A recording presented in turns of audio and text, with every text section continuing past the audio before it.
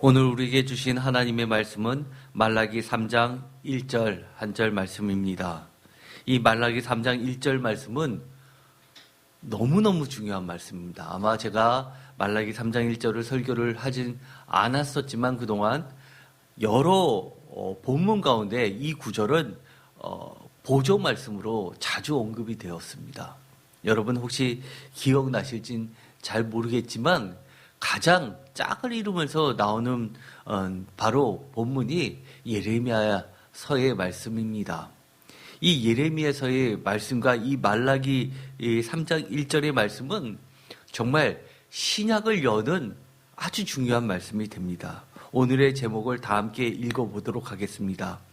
예수 그리스도 주님이 이 땅에 오셔야만 했던 그리고 하는 이유, 언약, 여호와 하나님의 약속. 아멘. 곧 성탄절입니다. 이번 주 주말이 성탄절이죠. 왜 예수 그리스도 주님이 2000년 전 이 땅에 오셨을까요? 많은 사람들이 그렇게 이야기를 합니다. 예수님이 오셨을 때는 정말 악해서 이때가 마지막 때이라고 생각해서 종말이라고 생각할 정도로 그렇게 하나님의 심판이 곧 임할 것이라고 악이 만연했던 시대였기 때문에 여호와께서 이 땅에 임하셨다.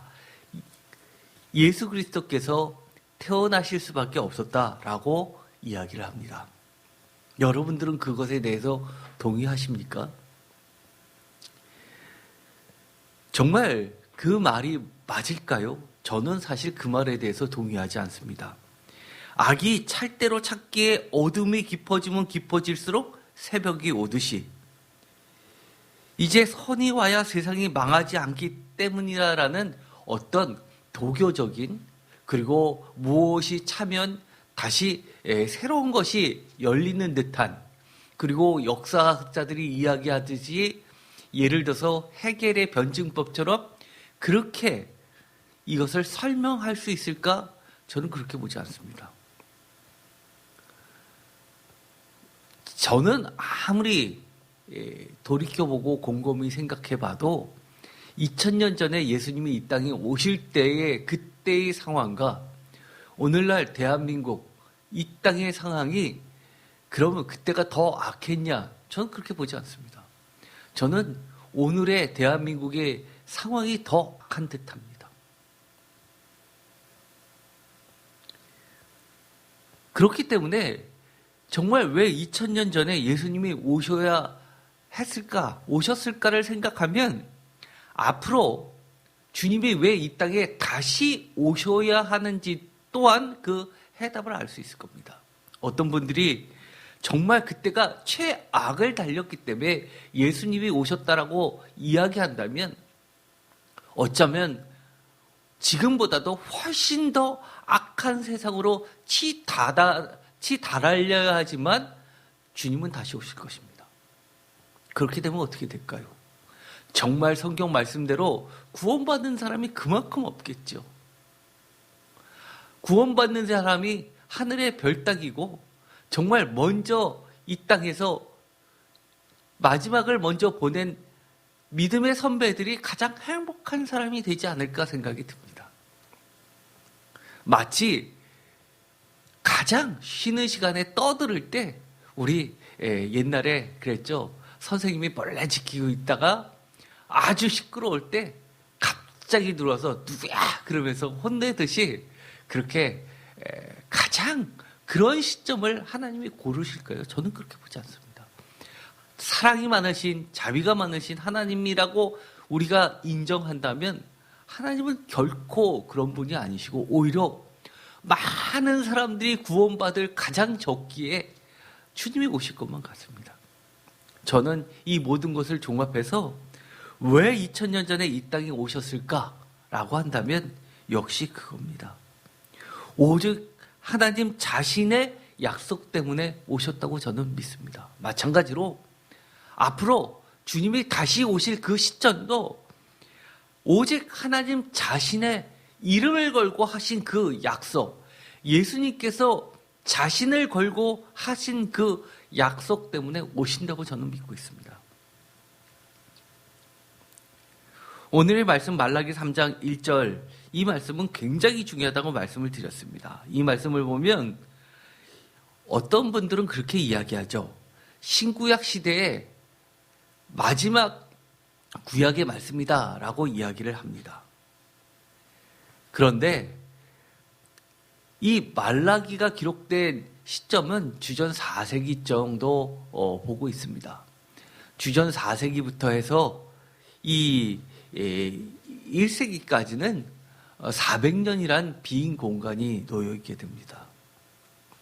그런데 거기에 보면 우리가 많은 교회에서 설명을 하진 않지만 학자들의 눈을 사로잡는 구절이 있습니다. 1절입니다. 만군의 여호와가 이르노라, 보라 내가 내 사자를 보내리니 그가 내 앞에서 길을 준비할 것이요. 이 구절은 많이 여러분들이 아실 겁니다. 복음서에 주님께서 직접 하셨던 말씀이죠. 너희가 구하는 바, 이 다음 구절이 그렇게 중요한 겁니다. 다 같이 읽겠습니다.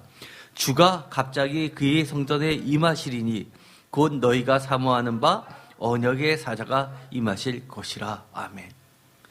학자들 관심을 끄는 아주 중요한 말씀이 바로 하반절에 나와 있습니다.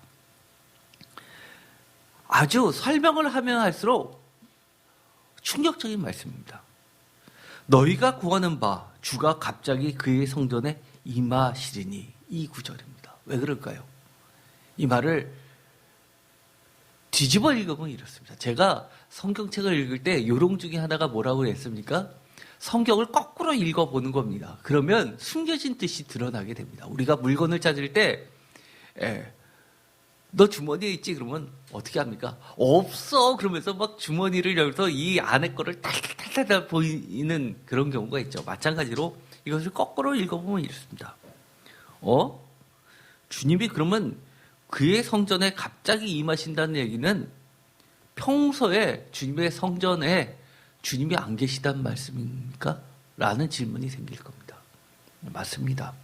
이 말라기가 기록될 때는 이미 선지자를 통해서 하나님께서 말씀하신 것은 예루살렘 성전에 그들이 그토록 자랑했던 하나님의 궁전에 하나님이 계시지 않다는 겁니다. 쉽게 말해서 하나님이 안 계신 껍데기 건물 교회라는 이야기입니다. 요즘에 많은 반성이 일어나죠. 한국의 교회를 보면서 교회는 건물이 아니라 그 교회를 구성하고 있는 공동체다라는 이야기를 많이 합니다. 그것을 흔히들 이렇게 이야기하죠. 보이지 않는 교회라는 말을 씁니다. 저는 사실 그 말이 일부는 맞지만 일부는 굉장히 거북하게 합니다. 왜냐하면 교회는, 성전은, 건물은 그리스도의 몸을 이루기 때문입니다. 그런데도 불구하고 마치 아무것도 아닌 것처럼 취급한다는 얘기는 그만큼 교회에 하나님이 없다는 것 스스로 반증하는 것이기 때문입니다. 이것은 정말 무시무시하고 심각한 문제를 야기시킵니다.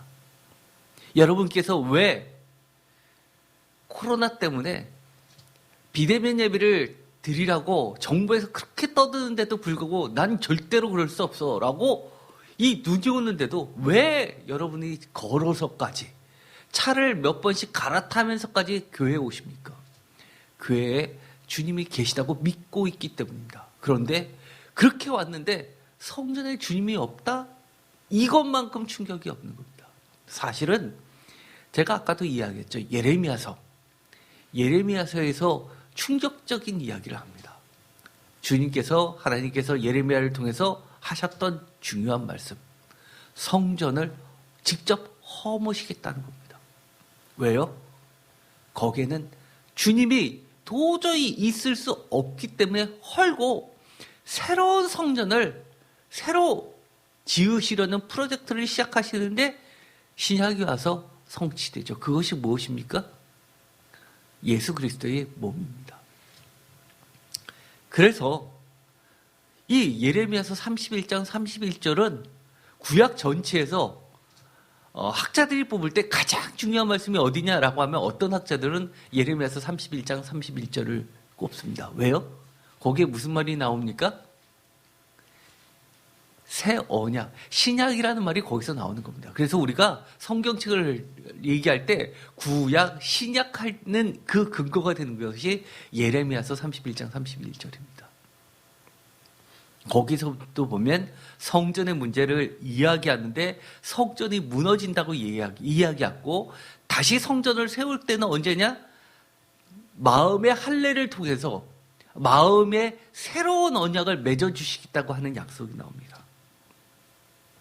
맞습니다. 이때 말라기서를 읽어보면 이런 말이 나오죠.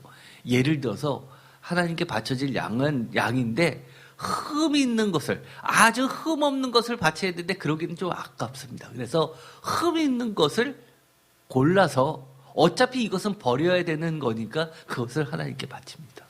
그래서 하나님께서 드려지는 그 헌물이 역겹다라고 이야기하십니다. 주님이 계셨어야 할 그 성전에 주님이 안 계신다는 이야기, 그것을 방치하시는 것이 아니라 주님은 이렇게 이야기해 주십니다. 다시금 갑자기 주가 갑자기 그의 성전에 임하신다는 겁니다. 왜요? 그 앞에 중요한 말이 있죠. 너희가 구하는 바입니다. 이미 말라기 때는 그것에 대해서 심각하게 안타까워하고 주님을 고대하던 사람들이 있었습니다.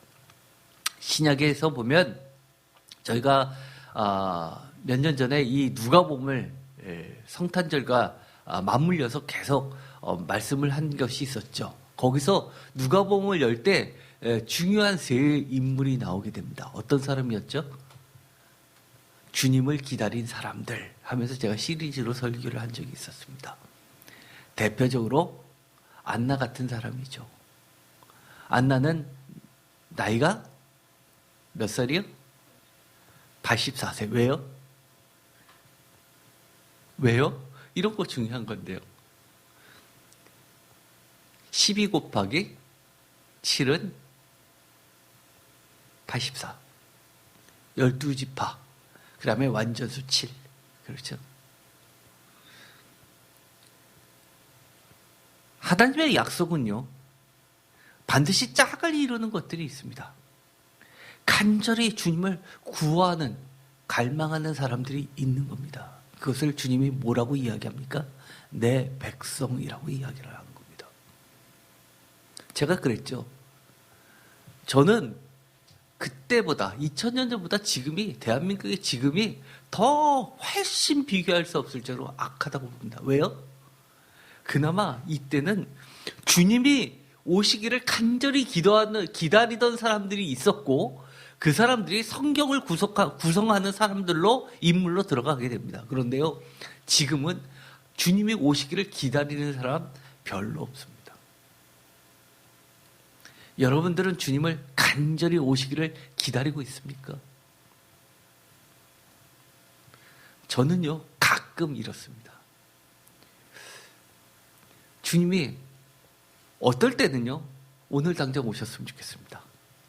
그런데 어떨 때는요, 오늘 당장 오시면 안 될 것 같습니다.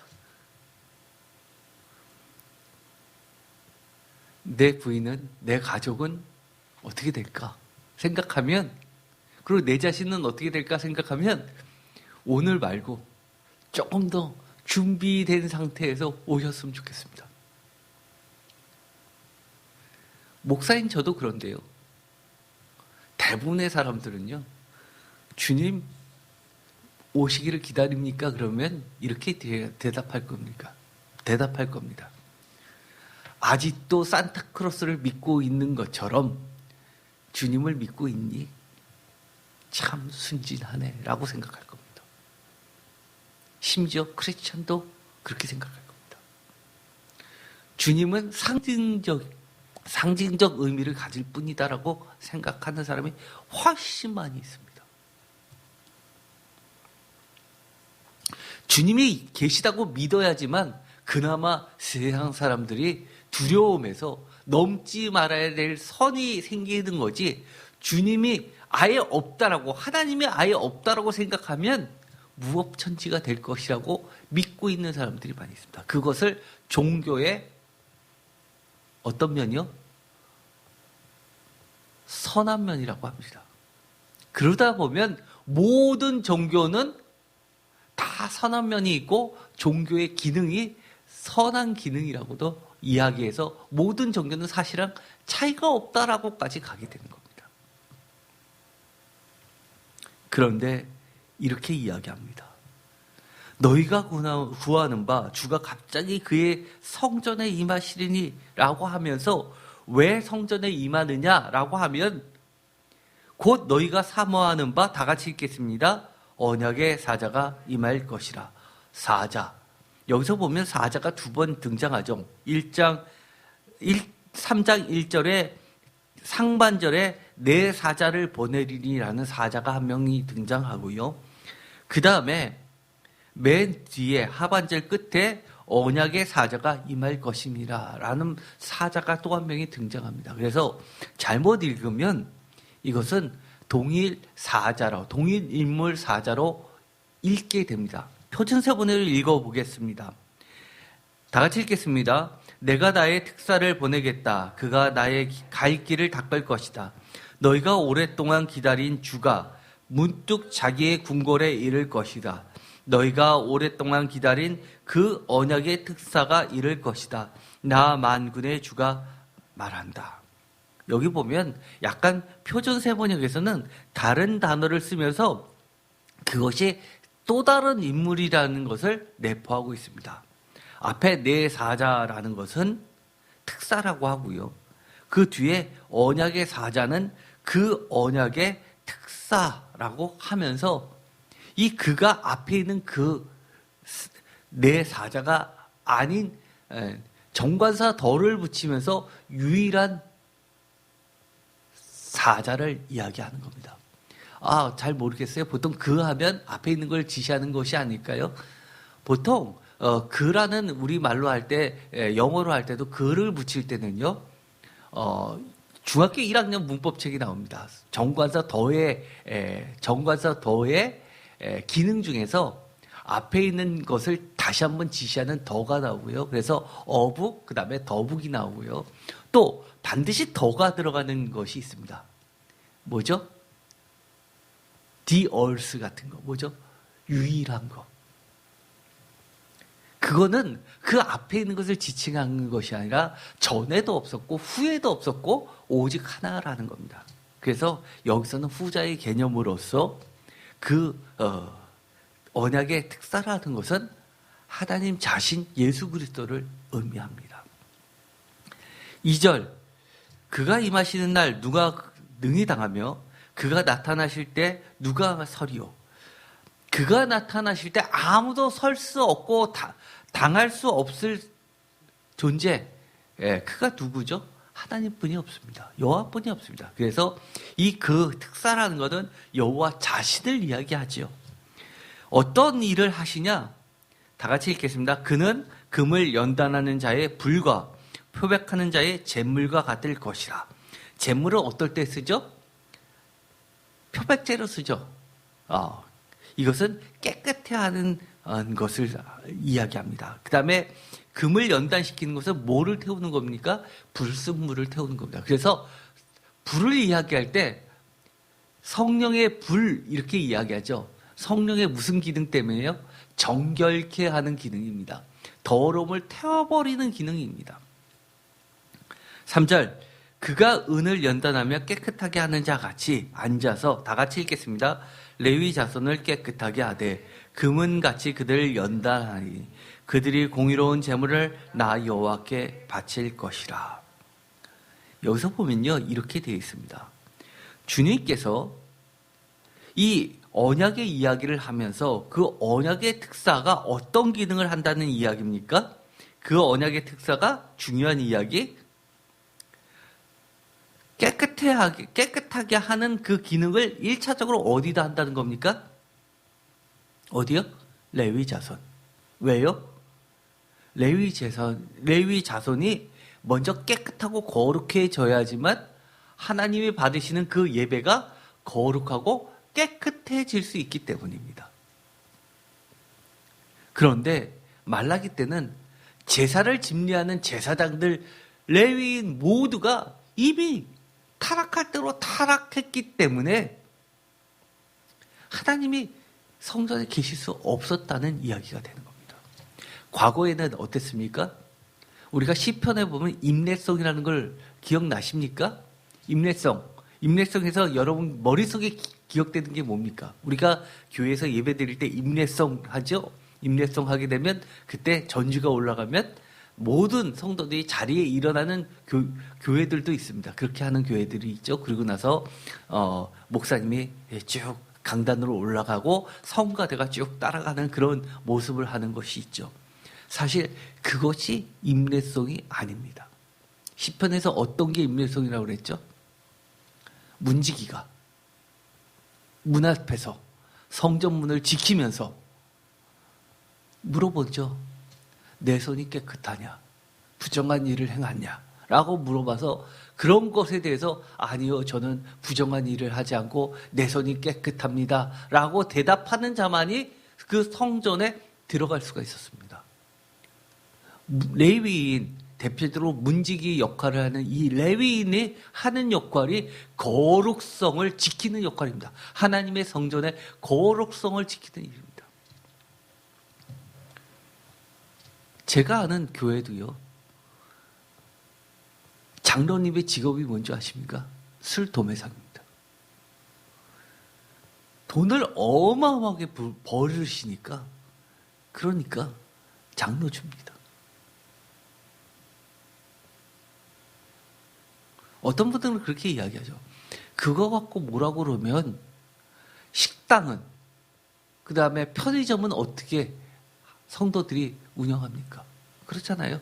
요즘에 편의점에서 뭐 갖고 거의 돈을 벌죠? 많이? 코로나 이후에 밀키트하고 또 뭐가 있죠? 맥주, 포도주. 그게 매출의 상당 부분을 차지한다고 하지요.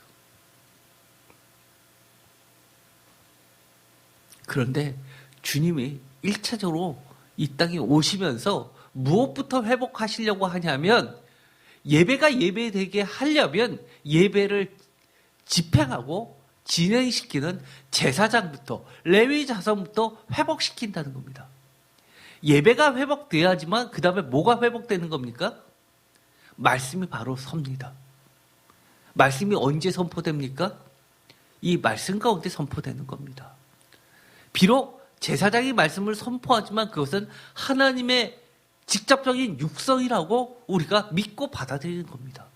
그 말씀을 듣고 성도들은 나가서 그 말씀대로 살아내는 겁니다.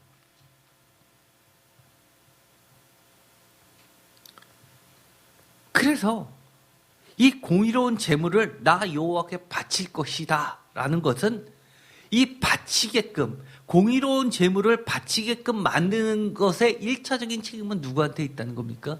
레위인들한테 있다는 겁니다. 무엇을 통해서요? 말씀을 맡은 자, 언약. 언약이 뭡니까? 말씀, 약속. 구약은 옛 약속, 신약은 새로운 약속 아닙니까? 하나님과의 약속의 말씀들을 세워나가는 겁니다.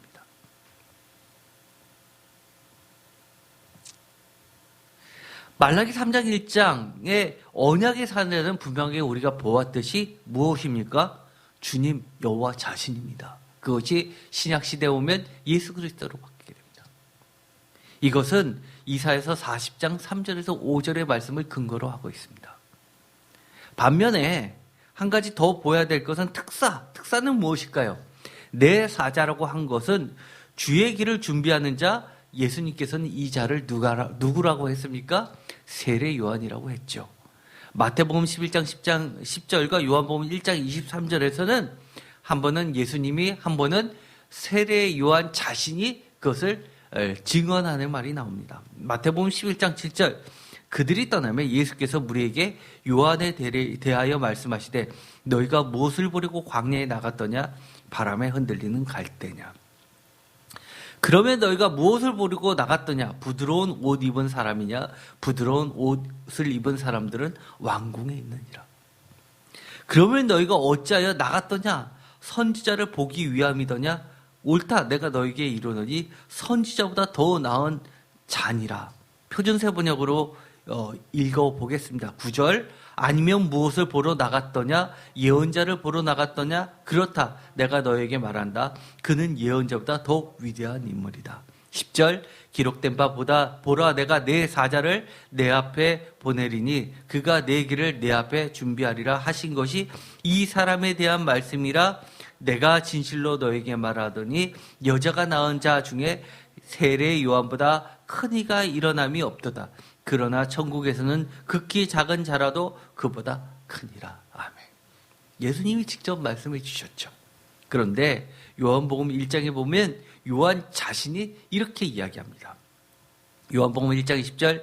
요한이 드러내놓고 말하고 숨기지 아니하니 드러내어 하는 말이 나는 그리스도가 아니라 한데, 또 묻되 그러면 누구냐? 내가 엘리야냐? 이르되 나는 아니라. 또 묻되 내가 그 선지자냐? 여기서도 그 더가 붙죠. 이것은 뭡니까? 앞에 말한 선지자가 아니라 타해부. 제가 전에도 이야기했죠. 모세가 죽기 전에 이렇게 이야기합니다. 나와 같은 선지자를 보내리니, 약속의 말씀을 하는데, 그것을 사마리아 전통에서는 그 정관사를 붙여서 이 히브리어는 하라는 것이 정관사입니다. 이 그를 붙여서 반드시 선지자라고 하지 않고 그 선지자, 이것이 한 단어로 돼서 모세와 같은 이, 다시 올 모세와 같은 이를 기다렸던 겁니다. 그래서 사마리아 오경을 가지고 있는 사마리아 공동체들은 모세의 혈통을 이어받아서 예루살렘보다도 자기네들이 더 전통 속에 서 있다라고 생각했기 때문에 남유다의 예루살렘 성전과 대립을 할 수 있었던 겁니다. 왜 북이스라엘이 10개 지파나 움직였을까요?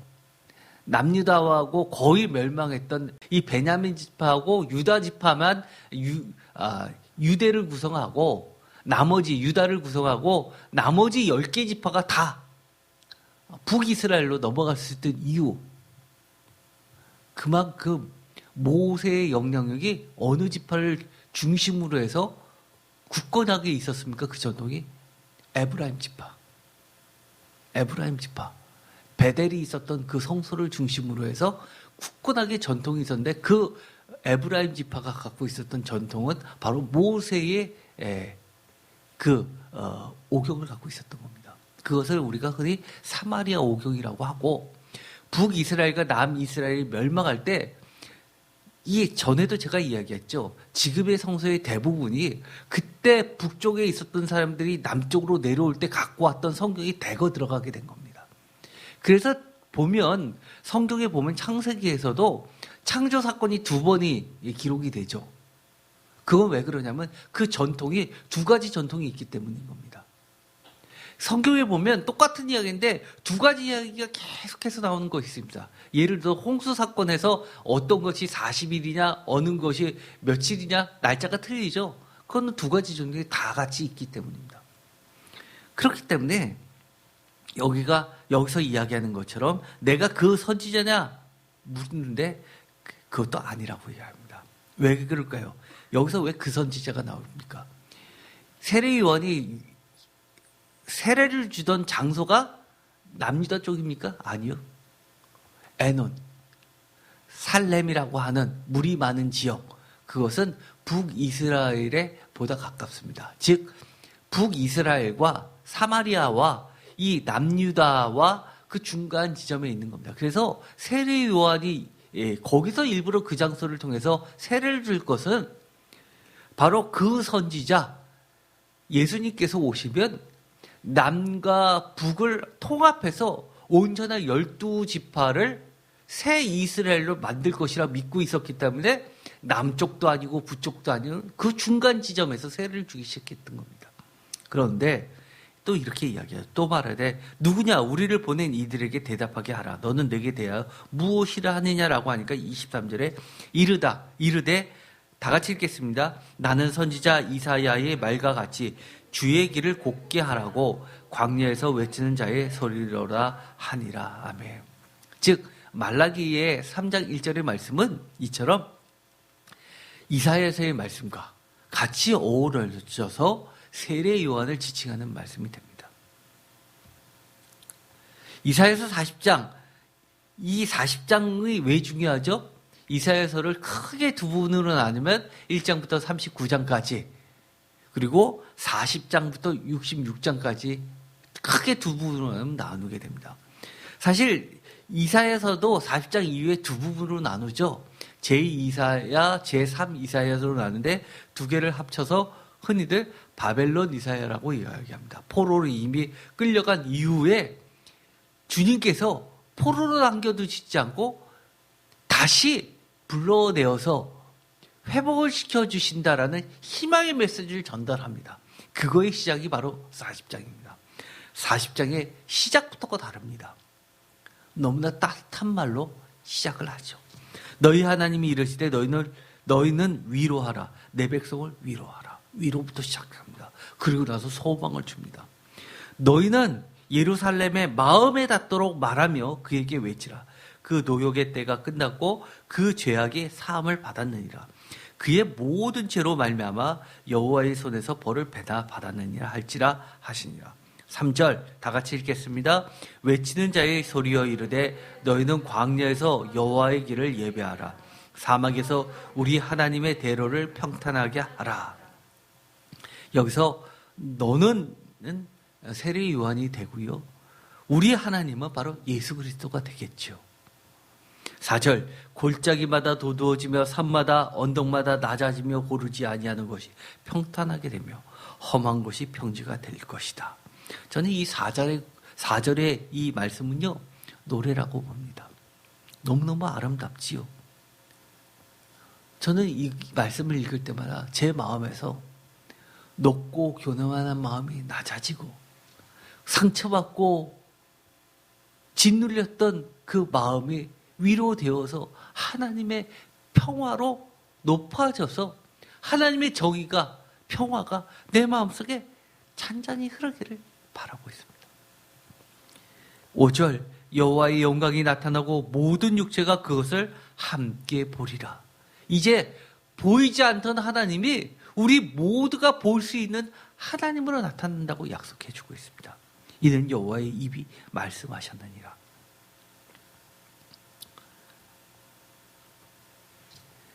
이 말씀은요, 단순히 말라기와 그리고 이사야서의 말씀만이 아닙니다.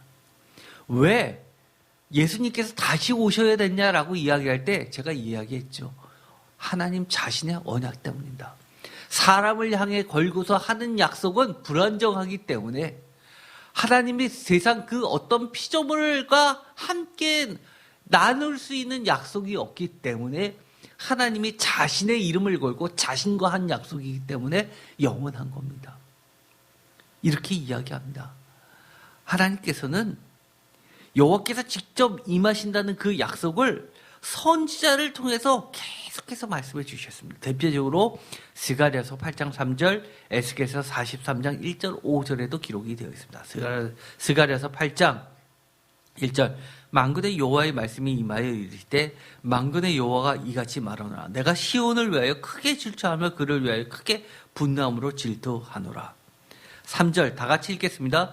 여호와가 이같이 말하노라. 내가 시온에 돌아와 예루살렘 가운데 거하리니 예루살렘은 진리의 성읍이라 일컫고 만군의 여호와의 산은 성산이라 일컫게 되리라. 여기서 중요한 말씀, 내가 시온에 돌아와 예루살렘 가운데 거하리라 라는 약속의 말씀입니다. 이처럼 주님은 약속해 주셨습니다. 사람들은 최소한 여호와의 모습이 어떤지는 잘 모릅니다. 여호와께서 우리 인간과 똑같이 생겼을까 상상도 못합니다. 그러나 우리가 이해하지 못한다 하더라도 주님이 그렇게 약속하셨기 때문에 어떤 사람이 있었던 겁니까? 그 약속을 믿고 기다렸던 사람들이 있었습니다. 여러분들은요, 성경을 읽다가 도저히 이해가 안 갑니다. 그러면 제껴두십니까? 아니면 지금 이해가 안 가더라도 내 이해의 범위를 뛰어넘는다 하더라도 그 말씀을 믿고 기다립니까? 대표적인 것이 무엇입니까? 엘리야의 까마귀 이해되십니까? 저 이해 안 됩니다. 그러나 저는 그것을 믿습니다. 오병이어의 기적 이해됩니까? 논리적으로 설명할 수가 없지만 저는 그 약속을 믿고 살아가고 있습니다. 여러분들은 어떠십니까? 여러분이 이해가 돼야지만 그 성경 말씀을 믿으십니까? 아니면 여호와께서 그렇게 말씀하셨고 약속해 주셨고 우리 손에 성경으로 주셨기 때문에 무조건 믿습니까? 저는 후자입니다. 주님께서 내가 시온에 돌아와 예루살렘 가운데 거하신다고 약속해 주셨기 때문에 그 말씀 한 구절을 붙잡고 기다립니다. 에스겔서 보면 이렇게 되어 있습니다. 에스겔서가 어떤 거죠? 이미 포로로 잡혀갔습니다. 제사장입니다. 그곳에서 제사도 제대로 드리지 못하지만 제사장의 여러 가지 규율과 규칙들을 어릴 적부터 잊지 않고 가르치는 자가 있었고 또 배우는 자가 있었습니다. 바로 에스겔이었습니다. 제사장 출신입니다. 그러면서 이 바벨론에서 기이한 행동들을 합니다. 벌거벗고선 한쪽으로 눕고 한쪽으로 눕고 또 어떨 때는 턱을 이 수염을 잘라가지고 공중에 뿌리는 해괴방직한 행동들을 하면서 어떨 때는 이 똥을 구우면서 그렇게 해괴방직한 기인처럼 미친놈처럼 행동을 하면서도 하나님을 전달합니다. 왜요? 언젠가 하나님께서 다시 회복하실 때 해야 될 임무가 뭡니까? 하나님이 기뻐 받으시는 예배를 드리기 위해서 그것을 준비합니다. 그런데요, 우리 성경에 보면 누구나 다 그럴 것 같지요? 누구나 다 그럴 것 같지? 아니요. 어떤 일이 있었습니까? 남과 북이 갈라졌습니다. 그런데 정말 오래간만에 유월절을 지키려고 하니까 어떤 일이 벌어졌습니까? 유월절을 어떻게 지켜야 되는지 그것을 기억하고 있었던 사람이 없었습니다. 제사장들이 몰랐습니다. 왜요? 하도 안 하다 보니까 잊어본 겁니다. 그러자 어떻게 했습니까? 그것을 기억하고 있었던 레위인들을 불러 세워서 레위인들이 제사장을 도와서 이 유월절을 지내야 되는데 유월절을 지킨다. 북에 있는 사람들도 다 와서 지키자라고 했을 때 사람들이 너무 많이 오니까 어떻게 했습니까? 아직도 안 온 사람들이 너무 많기 때문에 한 달을 뒤로 미룹니다. 한 달을 뒤로 미뤄서 다 오게 해서 유월절을 지킵니다.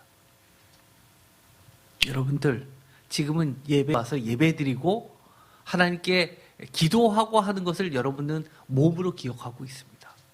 그런데 이런 상태가 계속 지속이 되면 어떻게 될까요? 어느 순간에는 예배를 집행할래도 집행할 목회자도 없어질 겁니다. 여러분들 지금 열심히 예배 드려주십시오. 어느 순간에 목회자들도 신학교도 다 무너졌을 때 하나님은 성도들 중에서 예배를 기억하고 교회가 다 무너졌을 때 자기 자녀들에게 예배를 가르쳐줬던 그 자손을 들어서 다시금 제사장을 교육시키고 예배를 진행하실 겁니다. 이 예배가 영원할 것 같습니까? 아니요. 우리 성경에 있었던 구석구석에 있었던 이야기가 현실이 될 수도 있습니다. 제가 신학교를 다닐 때도요, 신학교에서요, 성서학 전공하는 사람 그렇게 많지 않았습니다. 왜 신학교 왔다고 하냐 물어보면 자기가 찬양 부르다 은혜 받아서 신학교 왔던 사람들이 대부분이라고 하고요. 신학교 보면 기타 들고 기타 배우겠다고 하는 사람들이 대부분입니다. 왜요? 찬양 부르면 뜨겁잖아요. 눈물 흘리잖아요. 그게 단 줄 알았습니다. 그런데 요즘 어떻게 되는지 아십니까? 성경을 너무너무 모르는 목회자들이 양상되고 있습니다. 안타깝게도요, 이 세임교회 블로그하고 유튜브가 있지 않습니까? 이 검색하면 검색이 하고 이게 나오는데요. 점점점 늘어서 한 달에 조회수가 5, 6천 건이 됩니다. 근데요, 제가 그걸 보면서 너무너무 지금도 사실은 하고는 있지만 안타까운 게 있습니다. 기도 많이 합니다. 설교를 준비하려면 성경을 읽고 기도하면서 준비해야 되는데 인터넷 주셔서 설교하시는 분들이 너무 많습니다. 과거에 제가 설교했던 그 설교가 인터넷 뒤져보면요, 제가 그 당시에 제일 처음 했던 설교들이 많이 돌아다닙니다. 그리고요, 절기에 앞서면 제가 사실 이 성탄절 이 설교도 오래전에 올려놨는데요, 이 크리스마스 때가 가까워지면서 이게 조회수가 굉장히 많아집니다. 이제는 점점 더 그렇게 될 겁니다. 성경책을 보고 주님의 말씀을 준비하는 것이 아니라 인터넷을 보고 설교를 준비하는 시대가 너무 빨리 다가오고 있습니다. 여기 에스겔서 보면요, 이렇게 되어 있습니다. 43장은 아주 중요한 말씀이 나오는데요. 43장 1절. 그 후에 내가 나를 데리고 문에 이르니, 다 같이 읽겠습니다. 곧 동쪽을 향한 문이라. 이스라엘 하나님의 영광이 동쪽에서부터 오는데 하나님의 음성이 많은 물소리 같고 땅은 그 영광으로 말미암아 빛나니. 아멘. 이 구절이 왜 중요하죠? 이 구절 제가 설교도 여러 번 했습니다. 이 구절 보면 생각나시는 게 있습니까? 이 구절하고 뭐하고 매치가 되죠? 예? 아니요. 제일 먼저 생각나야 되는데요. 이 구절 보면요, 생각나시는 분 없습니까? 이 구절이 왜 중요하냐면요, 예수님께서 성전을 정화시키는 사건은 다 기억하시죠? 채찍을 두고 책상을 엎으면서, 장사는 상을 엎으면서. 그런데 예수님이 어느 문으로 들어가십니까? 성전의 동쪽 문을 통해서 들어가십니다. 바로 에스겔서 43장 1절과 2절의 성취로 보는 겁니다. 여기서도 보면요, 이스라엘 하나님의 영광이 동쪽에서부터 오는데 라고 하는 이야기는 간접적으로 무슨 이야기입니까? 성전을 비우셨다는 이야기입니다. 성전을 비우셨다가 다시금 성전으로 임하신다는 이야기입니다. 사실 이 구절도 너무너무 중요한 거 아닙니까? 구약 중에서 어떤 말씀이 특히 중요하냐라고 꼽으면 기준이 뭡니까? 신약에서 예수님과 연관된 구절들이 굉장히 중요한 겁니다. 그게 아마 저는 제가 기독교 목사를 해서 그런지는 모르겠지만 유대인들은 안 그렇겠지만 저는 그렇습니다. 구약 중에서 예수님과 직접적으로 연결될 구절들이 사실은 넘버원입니다. 그런데 이런 구절이 사실 교회에서 설교 잘 안 됩니다. 모르시는 분들 너무 많이 있습니다. 그 모양이 내가 본 환상 곧 전에 성읍을 멸하러 올 때 보던 환상 같고 그 발 강가에 보던 환상과도 같기도. 내가 큰 얼굴을 땅에 대고 엎드렸더니, 다 같이 읽겠습니다. 여호와의 영광이 동문을 통하여 성전으로 들어가고 여기 나를 들어데리고 안뜰에 들어가기로 내가 보니 여호와의 영광이 성전에 가득하더라. 아멘. 우리가 원하는 것이 무엇입니까? 우리가 성전에 왔는데 그 성전 안에 여호와의 영광이 가득한 거 아닙니까? 여호와의 영광이 가득해서 우리가 두려워서 설 수도 없을 정도로 떨면서 엎드려서 주님께 바짝 엎드려서 기도하는 그 예배, 우리가 사모하는 예배 아닙니까?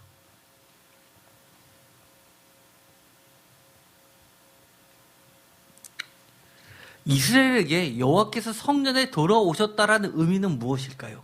말라기 2장 17절에 보면 이렇게 이야기합니다. 여호와께서 성전에 돌아오셨다는 의미는 무너진 정의의 회복을 이야기한다고 이야기합니다. 또 말라기 2장 4절에서 8절까지 보면 어떤 의미로도 해석이 됩니까? 무너진 레위의 언약, 제사장의 율법의 회복을 의미하기도 합니다. 이 말은 다른 말로 이야기하면 무엇입니까? 바로 정화, 씻음, 속죄, 거룩의 회복의 은혜의 시간이라는 뜻입니다. 그래서 시간은 이 크로노니컬, 우리가 역사적 시간이 중요한 게 아니라 하나님의 시간, 카이로스라고 하죠. 하나님의 때가 중요합니다. 그래서 요한복음에 보면요, 1장부터 계속해서 뭐에 대해서 나옵니까? 때, 시간으로서 요한복음을 시작합니다. 요한복음의 서론의 로고스 창가가 끝나고 나서 계속해서 뭐가 나오죠? 가나의 혼인잔치 있기 전까지 무슨 얘기를 합니까? 시간을 이야기합니다. 그 첫째 날, 그 다음 날, 그리고 또 그 다음 날 해가지고 셋째 날 이런 식으로 얘기해서 가나의 혼인잔치의 근본적인 지금까지 볼 수 없었던 새로운 변화가 일어나는, 물이 변화에 포도주가 일어나는 때를 날짜로 계산하면 언제입니까? 7일째, 새로운 안식 주일입니다. 때, 바로 은혜의 시간이랍니다. 지금까지 볼 수 없었던 새로운 은혜의 시간. 그게 뭐죠? 우리가 늘 얘기하는 것, 우리의 죄를 주님께서 단번에 씻어주시는 시간입니다. 볼까요? 말라기 2장 17절. 다 같이 읽겠습니다. 너희가 말로 여호와를 괴롭게 하고도 이르기를 우리가 어떻게 여호와를 괴롭혀 드렸나이까 하는도다. 이는 너희가 말하기를 모든 악을 행하는 자는 여호와의 눈에 좋게 보이며 그에게 기쁨이 된다 하며 또 말하기를 정의의 하나님이 어디 계시냐 함이라. 표준 세번역으로도 읽겠습니다. 너희는 말로 나 주를 괴롭혔다. 그런데도 너희는 우리가 어떻게 주님을 괴롭게 해드렸습니까? 하고 묻는다. 너희는 주께서는 악한 일을 하는 사람도 모두 좋게 보신다. 주께서 오히려 그런 사람들을 더 사랑하신다 하고 말하고 또 공의롭게 재판하시는 하나님이 어디에 계시는가 하고 말한다. 우리들 늘 하는 얘기 아닙니까? 하나님이 죄인 사랑하신다. 그렇죠?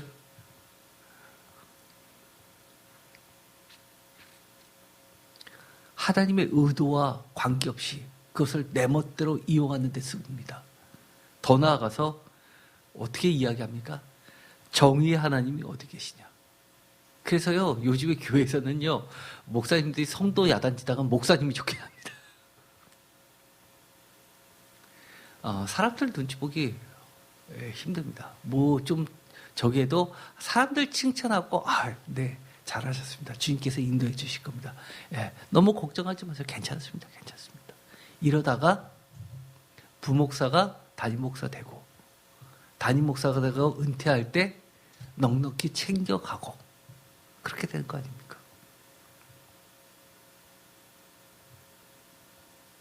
하나님이 누가 됩니까?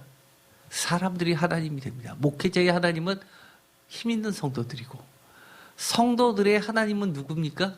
자기 자신이 하나님이 되어가고 있습니다.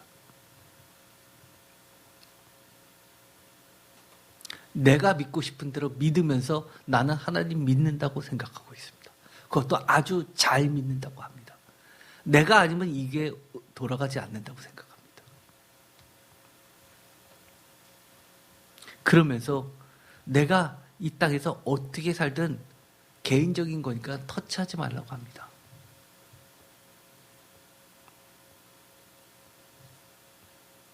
이제는 하나님이 성자들 떠나서 성도의 마음속에 계시고라도 싶은데 계실 곳도 찾아보기 힘든 시대가 점점 돼가고 있습니다.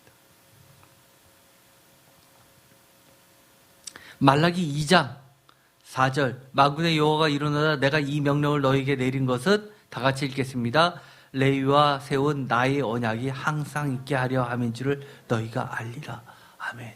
저는 이 구절을 보면요 가슴이 뭉클합니다. 다시 한번 읽어볼까요? 표준 세번역으로 읽어보겠습니다. 내가 레위와 맺은 언약을 파기하지 않으려고 이훈계를 주었다는 것을 그때야 가서야 너희가 비로소 알게 될 것이다. 나 만군의 주가 말합니다. 표준 세번역으로 읽어보면 그 뉘앙스가 어떻습니까? 어떻습니까? 꼭 이런 것 같습니다. 싫어하고 뿌리치고 가는데 끝까지 그 옷자락 끝자락이라도 붙들고 질질질질 하면서 넘어지면서 가지마 하라고 손을 때 미는 주님의 모습이 연상되지 않습니까? 내가 레위와 맺은 언약을 파기하지 않으려고 이 훈계를 주었다. 그때야 가서야 너희가 비로소 알게 될 것이다. 너무너무 절절합니다. 주님은요, 레위와 세운 언약이 언제입니까? 모세 때 아닙니까? 그런데 지금도 그 언약을 지키시려고 애쓰고 계시는 겁니다. 온 힘을 다해서 안간힘을 쓰면서 애쓰시면서 그 약속을 붙잡고 계시는 겁니다. 누구 때문에요? 자기 자신이 했던 언약이기 때문입니다. 그러면서 이렇게 이야기하죠. 레위와 세운 나의 언약은 다 같이 읽겠습니다. 생명과 평강의 언약이라. 내가 이것을 그에게 준 것은 그로 경외하게 하려 함이라. 그가 나를 경외하고 내 이름을 두려워하였으며 그의 입에는 진리의 법이 있었고 그의 입술에는 불의함이 없었으며 그가 화평함과 정직함으로 나와 동행하며 많은 사람들을 돌이켜 죄악에서 떠나게 하였느니라. 제사장의 입술은 지식을 지켜야 하겠고 사람들은 그에 비해서 율법을 구하게 되어야 할 것이니 제사장은 만군의 여호와의 사자가 됨이거늘 너희는 옳은 길에서 떠나 많은 사람을 율법에서 거스르게 하는도다. 나 만군의 여호와가 이르노라. 너희가 레위의 언약을 깨뜨렸느니라. 아멘. 말라기에 보면 레위의 언약은 누구에 의해서 파기됐다고 이야기합니까? 1차적으로 제사장 자신에 의해서. 제사장의 입술은 지식을 지켜야 하겠고, 지식은 여기서 어떤 지식입니까? 과학 지식을 이야기합니까? 의학 지식을 이야기합니까? 경제 지식을 이야기하는 겁니까? 하나님에 대한 지식입니다. 하나님에 대한 지식은 어디에서부터 나오니까? 성경 말씀에서부터 나오는 겁니다. 그런데요, 성경 말씀을 너무 모릅니다. 제사장이 모르니까 누가 모릅니까? 그것을 알아야 될 성도들도 모릅니다. 요즘요, 성경책 보는 성도들은 거의 없습니다. 저는 그렇게 이야기합니다. 통독하고 뭐 필사하고 좋은데요. 다 좋은데요.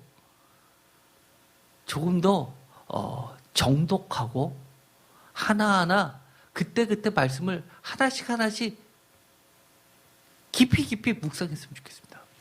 그 시간 따로 내지 마십시오. 제가 신학교 가서 이런 다짐을 했습니다. 제가 목회자가 되면 저는 반드시 이렇게 해야지. 그것 중에 하나가 예배 따로 성경 공부 따로 하지 말자는 겁니다. 예배 시간이 하나님 말씀 깨우치는 시간으로 하자.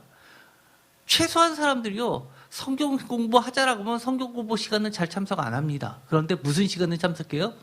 예배 시간에 참석합니다. 왜요? 예배 빼먹으면 주일 빼먹는 게 되고 그러다 보면 구원 못 받을 거예요. 사실은요, 이 주일날 예배 시간이라고 하는 것은 강압적인 겁니다. 최소한 성도라면 반드시 지켜야 할 최소한의 명령이죠. 책임입니다. 그렇기 때문에 그 시간은 무조건 나오게 되어 있습니다. 그러면 그 시간을 잘 활용해서 하나님의 말씀을 하나라도 알고 가야죠.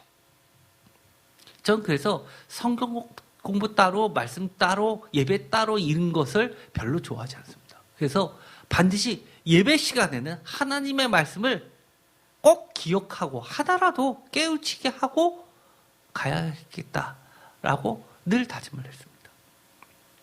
예배 시간에 다른 유명한 사람 얘기하지 말고 여러 세상 지식 얘기하지 말고 성경 말씀 풀어주면서 성경 지식, 하나님의 지식을 꼭 담아내자라고 얘기했습니다.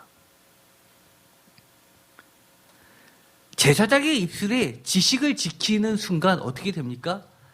성도들은, 사람들은 그에 의해서 율법을 구하게끔 되어 있습니다. 왜요? 하나님의 말씀은 깨우치면 깨우칠수록 그 안에 뭐가 있습니까? 그 안에 뭐가 있습니까? 5절 다 같이 읽겠습니다. 레위와 세운 나의 언약은 생명과 평강의 언약이라. 뭐가 있습니까? 하나님의 말씀에는요, 생명과 평강이 있기 때문입니다. 내가요, 요즘처럼 너무 힘든 세상 어떻게 살아낼 수 있습니까? 하나님의 생명과 평강의 말씀으로 살아내는 겁니다. 그렇기 때문에 처음은 어렵죠. 성경 참 어렵습니다. 그런데 조금만 배우다 보면 성경 말씀처럼 귀한 거 없습니다. 나중에는요, 성경 말씀처럼 쉬운 게 없습니다. 왜요? 그 안에는 생명의 길이 있기 때문입니다. 하나님 말씀 붙잡다 보면요, 너희는 옳은 길에서 떠나 많은 사람을 율법에서 거스르게 하는다. 반대로요, 율법에서 거스린 많은 사람들을요, 율법으로 불러들이고요, 율법이 회복되면요, 결국 옳은 길에서 떠났던 사람들을 다시 하나님의 길로 가게 해주는 겁니다. 우리 늘 이렇게 이야기하죠. 우리 하나님 만나고 싶어요. 하나님 와주세요. 자꾸 하나님 보고 오라고 합니다. 꼭 십자가의 마지막 복음서에 보면요, 십자가에 달린 예수님을 보면서 사람들이 했던 이야기가 있습니다. 뭐라고 얘기했죠? 거기서 저는 사실 굉장히 충격적인 이야기인데요, 십자가에서 내려오라고 이야기합니다. 십자가에서 내려오라고 합니다. 사람들은요, 내가 십자가 위로 올라갈 생각하지 않습니다. 자꾸 하나님 보고 나는 가만히 있으면서 하나님 당신이 오세요라고만 이야기합니다. 저는 이랬으면 좋겠습니다. 하나님이 가시는 길 가운데 내가 지키고 서 있으면 하나님 만날 수밖에 없습니다. 그 길에는요, 하나님이 늘 다니시는 길이기 때문에 하나님과 만날 수밖에 없는 길입니다.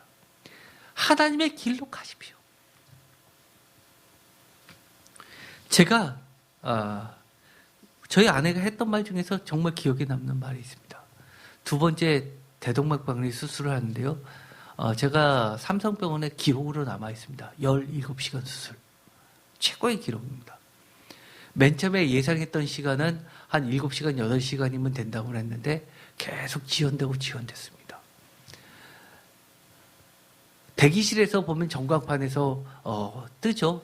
누구누구에서 수술 들어갔으면 수술 들어갔다, 수술 중이면 수술 중이다고 표시가 되어 있고요, 수술이 마쳤으면 마쳤다라고 이렇게 전광판에 나와 있는데요, 너무 늦어지면, 예상보다 시간이 늦어지면 사람들이 불안할 수밖에 없습니다. 그때 사람들이 옆에서 위로해 주죠. 저거 불 켜 있을 때가 그래도 살아있는 거라고, 희망 잃지 말라고 이야기합니다. 그런데 너무 늦어졌습니다. 기다리다 열 몇 시간이 지났는데 거기서 함께 대기하고 있던 다른 사람이 저희 아내한테 이야기를 해줬답니다. 몰래 의사만 다니는 그 길이 있는데 수술방하고 저 옆에 길하고 통하는 통로가 있는데 거기 가서 좀 기다리라고, 그러면 의사 선생님이 나오면 살짝 물어보라고 했습니다. 그래서 거기 보안 요원들이 지키고 있잖아요. 새벽에 한밤중에 저희 아내가 몰래 그 사이를 들어가서 그 문 앞에서 지키고 있으니까 수술이 길면 중간중간 의사들이 교체 되잖아요. 저희 아내가 수술실에서 나오는 그 의사를 만나서 물어봤습니다. 그래서 진행상을 알게 됐습니다. 우리는요, 주님 만나려면요, 주님 다시는 길, 율법의 길, 성경 말씀의 길 안에 있으면 언제든지 주님 만나게끔 돼 있습니다. 주님이 하지 말라는데 가 있으면서 자꾸 주님 보고 나한테 오라고 합니다. 그래서 내가 지금 힘든 거 해결해 달라고 합니다.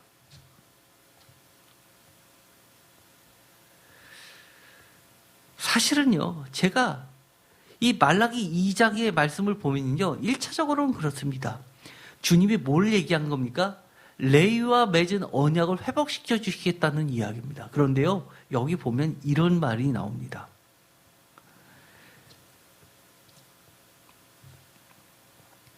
6절에 그의 입에는 진리의 법이 있고 그의 입술에는 불의함이 없었으며 그가 화평함과 정직함으로 나와 동행하며 많은 사람을 돌이켜 죄악에서 떠나게 하였느니라. 여기서 그는 누구죠?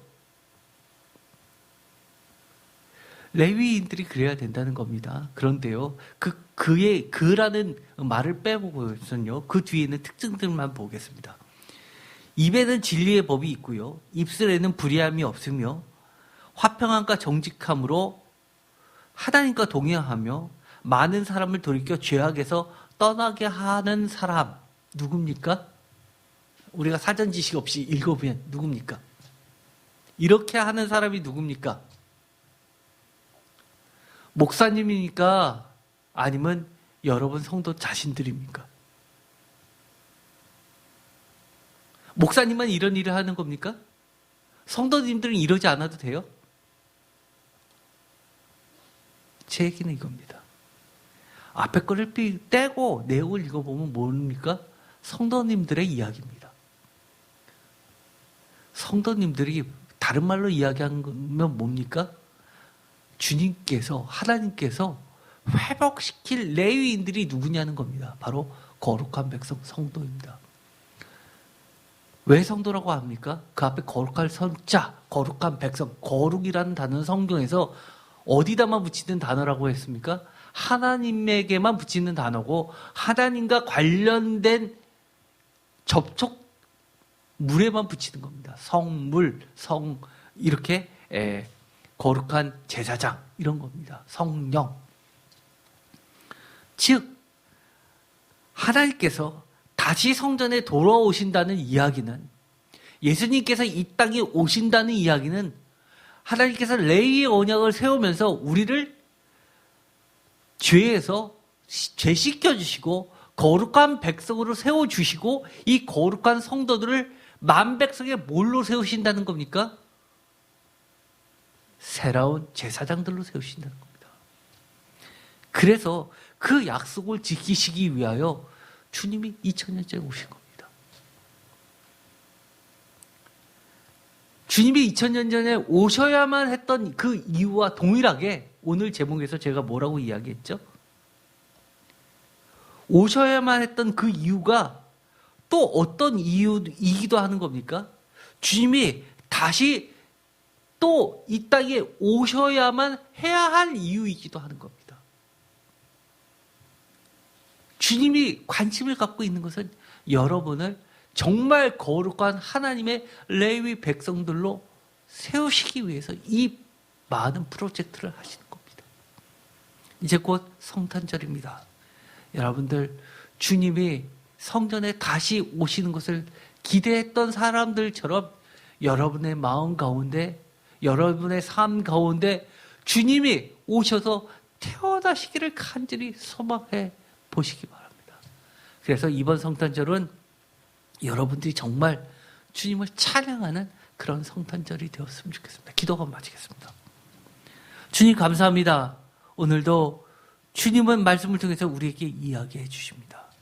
주님이 이 땅에 오실 수밖에 없었던 그 이유, 또 앞으로도 또 오셔야만 하는 그 이유가 바로 하나님 자신이 맺으셨던 그 거룩한 언약 때문이라고 말씀해 주셨습니다. 우리는 그 언약의 말씀을, 약속을 기대하고 기다리고 있습니다.